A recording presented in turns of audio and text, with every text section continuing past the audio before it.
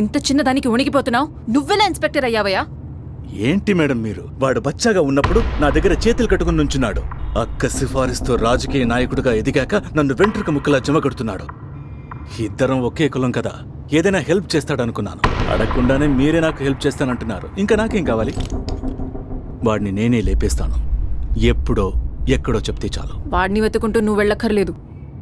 మన కోసం వాడిప్పుడు వెయిటింగ్. ఆ గన్ వాడొద్దు, అది డిపార్ట్మెంట్ది. ఈ గన్ యూజ్ చేయి. హలో సార్, ఎమ్మెల్యే ఈరోజు వచ్చారు సార్. కనపడకుండా పోయిన కెమెరా కనిపెట్టలేదని గొడవ చేశారు. ఏంటయ్యా ఇది? ఎమ్మెల్యే వచ్చి అడిగితే మేనేజ్ చేయడం తెలీదా? ఇక మీదట కెమెరా గురించి నన్ను అడగమని చెప్పు.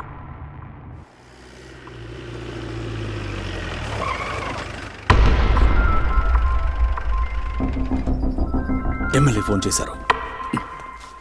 స్పీకర్లో పెట్టి మాట్లాడు. నమస్తే సార్. ఎక్కడున్నావు? ఓ పని మీద బయటకి. అదేనయ్యా, ఎక్కడా? చిలకలూరిపేట నుంచి బాపట్ల వస్తున్నాను. 5 o'clock రీచ్ అవుతాను సార్. రాగానే వచ్చి నన్ను మీట్ అవ్వు. Okay sir. చిలకలూరుపేట నుంచి బాపట్ల వస్తున్నానని చెప్తున్నాడు, కానీ వెనక ట్రైన్ పాస్ అయ్యే సౌండ్ వచ్చింది. చిలకలూరుపేట నుంచి బాపట్లకి ట్రైనే లేదు కదా? అవును, వాడు ఖచ్చితంగా విజయవాడ నుంచి బాపట్ల వచ్చే రూట్లోనే ఉంటాడు. 5ంటికి నన్ను మీట్ అవుతాను అన్నాడు. ఇప్పుడు టైంను బట్టి చూస్తే వాడు ఖచ్చితంగా విజయవాడ దగ్గరే ఉండుంటాడు. ఎందుకు అబద్ధం చెప్తున్నాడు? ఏదో దాస్తున్నాడు. నువ్వు ఇన్స్పెక్టర్ ఇంటికి వెళ్ళు, నేను వాడి దారిలో పడుకుంటాను.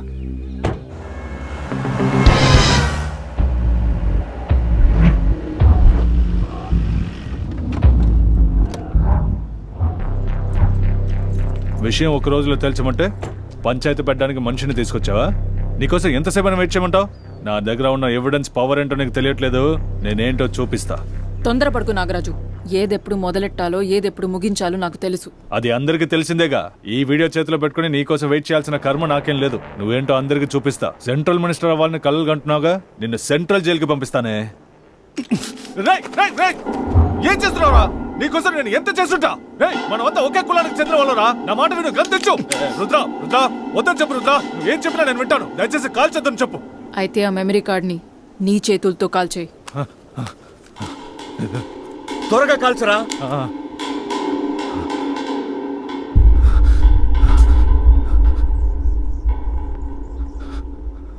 కాల్ చేసా. ఇప్పుడు వాడిని కాల్చు. నువ్వు చెప్పినట్టు మెమరీ కార్డు కాల్ చేశాను కదా.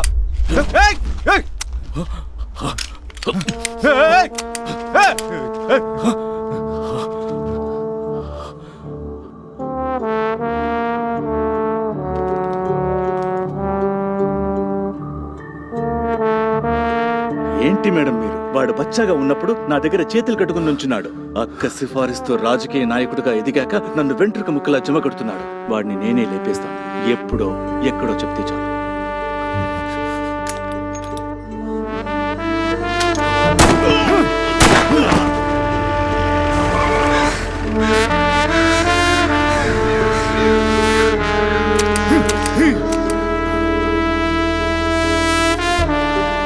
గన్లో నుంచి బుల్లెట్స్ నేను తీసుండకపోతే వాణ్ణి ప్రాణం తీసుండేవాడు. ఇందుకే మూడో మనిషిని నమ్మకూడదనేది. మనం పాలిటిషియన్స్. మన మధ్య ఉన్న ప్రాబ్లమ్స్ని మనమే సాల్వ్ చేసుకోవాలి. ఇప్పుడు నిన్ను, నీ పార్టీని కాపాడడానికి నేను తప్ప ఇంకెవరూ లేరు. ఇక మీదట ఇలాంటి కెమెరా గేమ్స్ అన్ని నాతో ఆడొద్దు. నువ్వు నా ఎదురుగా ఉండడం కన్నా నా పక్కన ఉంటేనే బలం ఎక్కువ. గన్ మీదున్న ఫింగర్ ప్రింట్స్ని తుడిచేసి వర్క్ ప్రెషర్ వల్ల సూసైడ్ చేసుకున్నాడని ఒక చిన్న లెటర్ రాసి వాడి పాకెట్లో పెట్టు. ఆ డెడ్ బాడీని పక్కకి లాగిపడే. ఇవన్నీ నా దగ్గర ఉంటేనే బెటర్.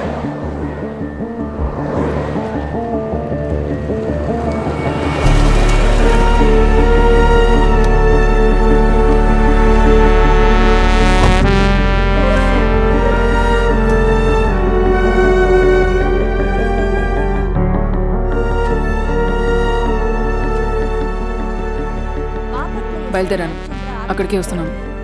చివరిగా మీ ఫోన్ నుంచి ఆయనకు కాల్ వెళ్ళింది. ఎస్ఐని బెదిరించి ఆయన ఎక్కడికి వెళ్తున్నారని అడిగారు. వర్క్ ప్రెషర్ తట్టుకోలేక సూసైడ్ చేసుకుంటున్నానని లెటర్ రాసిపెట్టి చనిపోయారు. వీటన్నిటిని బట్టి చూస్తుంటే మీ అన్న హత్య కేసు గురించి ఎంక్వైరీ చేయమని మీరే ఆయనకి ప్రెషర్ ఇచ్చుంటారేమోనని మాకు అనుమానంగా ఉంది.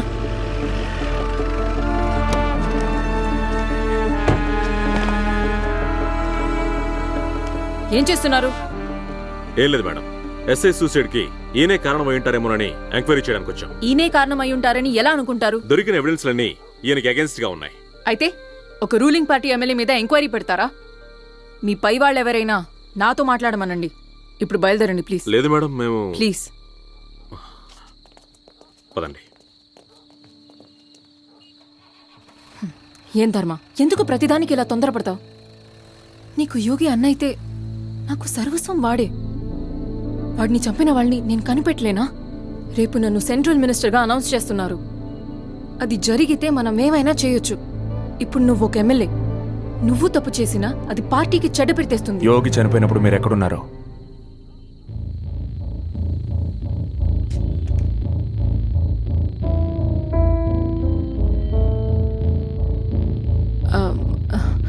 ఆ రోజు మేము కలుసున్న ఫోటో ఊరంతా అంటించుంటే నేను వాడిని ఆయన్ని మీట్ అయ్యి కోపంలో నేను తనని అదే.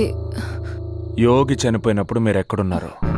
ఈ మాట అంటే నేను అనుమానించానని నన్ను కొట్టి తిరిగి చూడకుండా వెళ్ళిపోయాడు.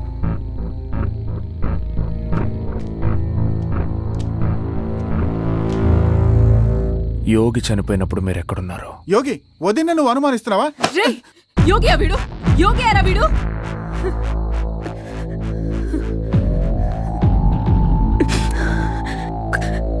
యోగి అయితే నన్ను అనుమానించేవాడా చెప్పు?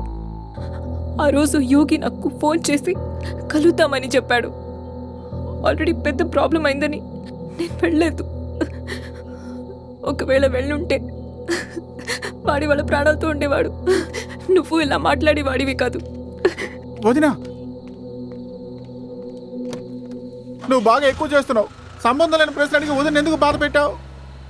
సంబంధం ఉంది.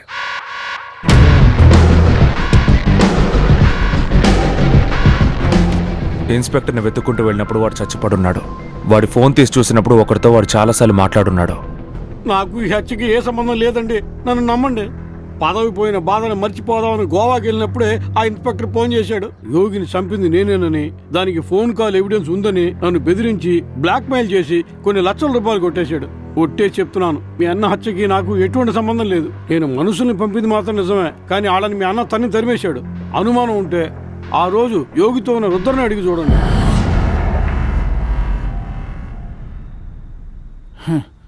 వీడు ఎలాంటోడో తెలిసి వీడు చెప్పింది నమ్మి నువ్వు వదిన్నే అనుమానిస్తున్నావా? నమ్మాలో వద్దో రేపు తెలుస్తుంది. అందరికీ నమస్కారం. గౌరవనీయులైన కుమారి రుద్ర గారు ఇంకో 2 రోజుల్లో మంత్రిగా పదవి చేపట్టబోతున్నారు.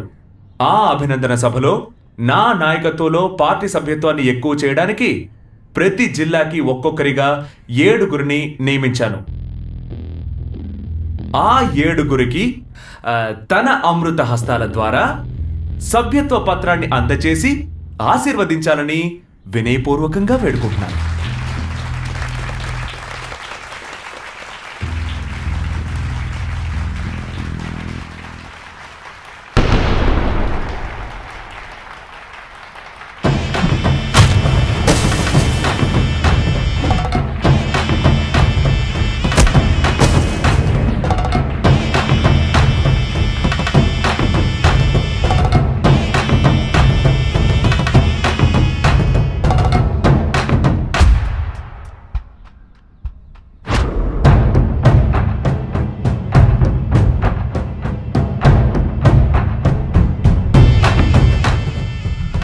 ఏంటంటే 7గురిని పరిచయం చేస్తే ఏదో ఏడుస్తున్నట్టు మొహం పెట్టారు?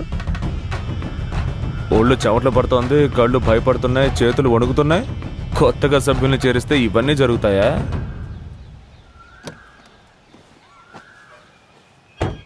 మా అన్నయ్యని ఎవరు చంపారో నాకు తెలియదు.